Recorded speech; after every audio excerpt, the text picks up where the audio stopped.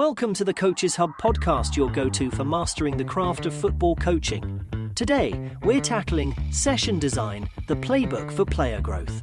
Great sessions aren't just drills, they're journeys that sharpen skills, build tactical IQ, and unite a team.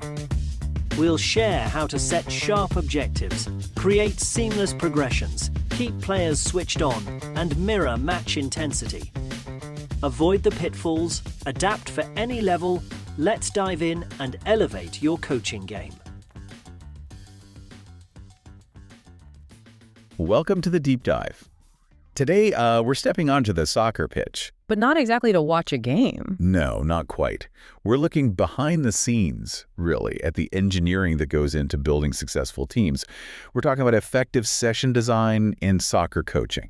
Yeah, the real nuts and bolts of player development. Exactly. And we're drawing on insights from soccer session design for player development. Our goal today is to sort of unpack how coaches can turn talent into, well, a cohesive unit. One carefully planned training session at a time. So if you're a coach, a player, or honestly just curious about how excellence gets built, this one's for you. And maybe let's keep a team in mind. Like imagine a youth team. Let's call them the Deep Dive Dynamos. Okay, I like it. The Dynamos. Yeah. They're maybe, good individuals, but they struggle a bit with teamwork, tactical stuff. Right, a common problem. So we'll see how session design could help them. Exactly. And what's really interesting here, and I think often missed, is that a training session isn't just, throwing drills together. Right. It's meant to be a learning environment, a kind of mini version of the game itself. It's designed to build specific skills step by step, grow that tactical understanding, and, ultimately forge a team. So we're looking at the why not, just the what. Precisely. Peeling back the layers on the thinking behind it all.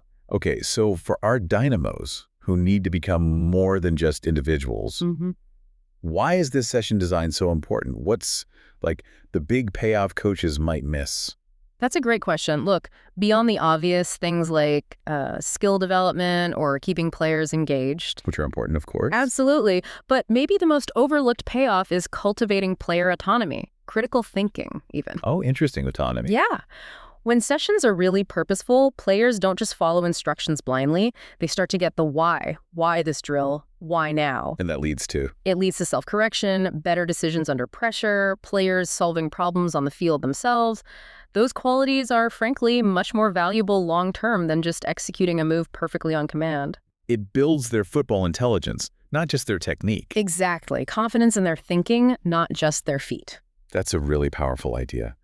So for coaches aiming for that deeper impact, what are the non-negotiables, the essential building blocks for every session? Well, if you think about effective learning anywhere, really, there are kind of 5 core elements. First, clear objective. Okay. You've got to know exactly what you want to achieve. For the Dynamos, is it improving their first touch when pressured?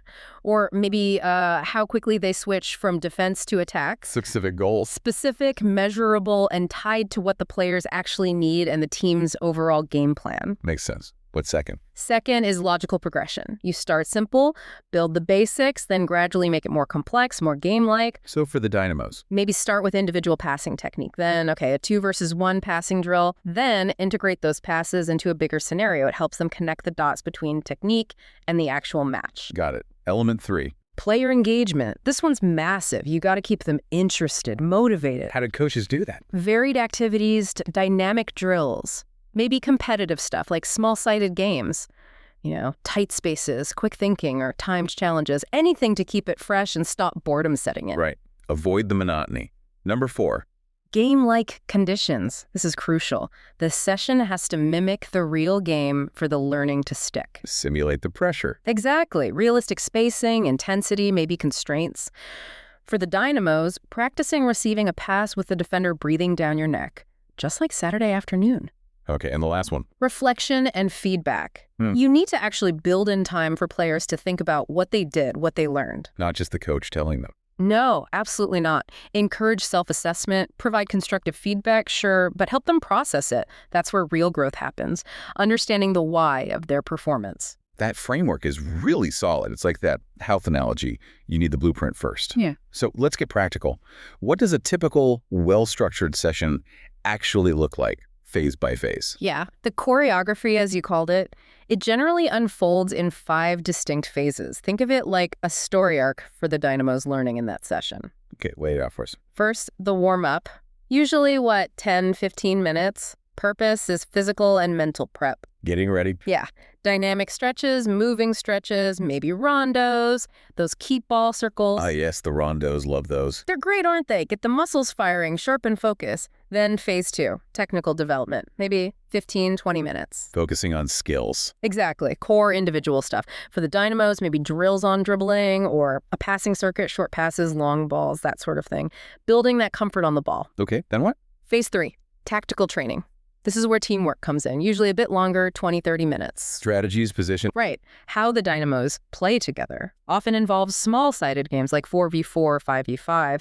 Those naturally create tactical problems to solve.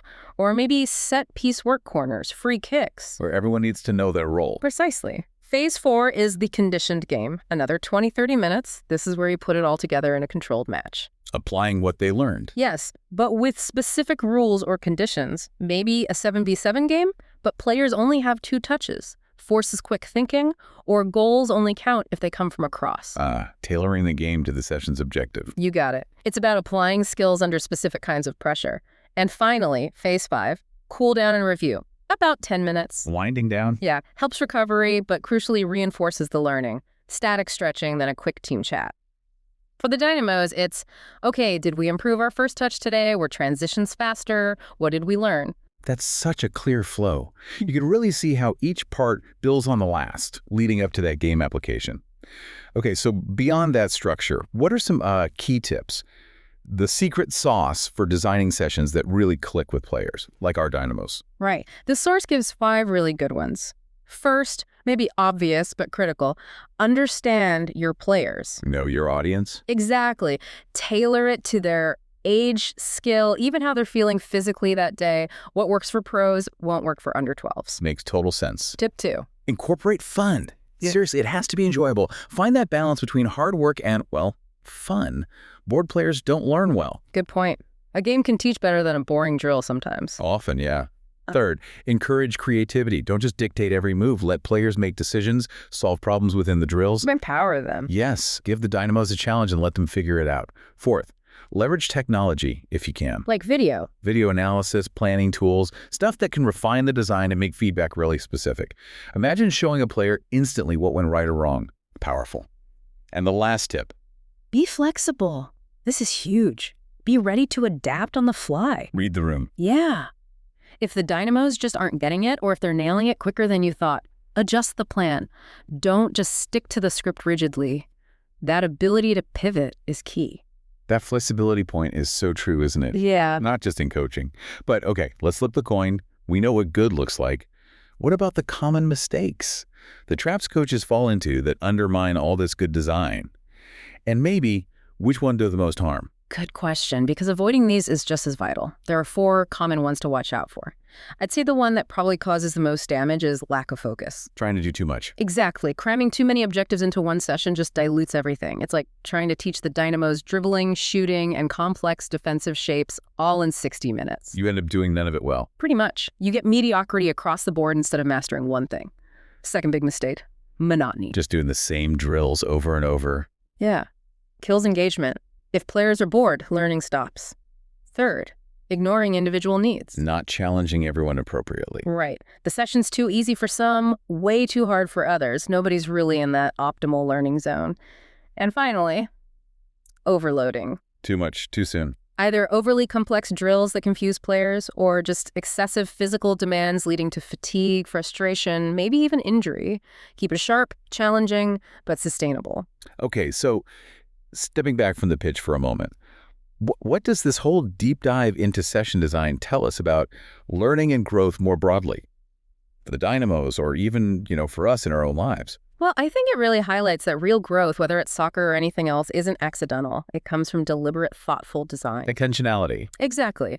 When you create these sessions, these learning experiences with clear goals, logical steps, and a real focus on engagement and feedback, Yeah. you create an environment where people can truly thrive. So it's not just about soccer skills. Not at all. It's about building skills, yes, but also building understanding, building confidence, and maybe most importantly, fostering that passion for just getting better, continuously improving.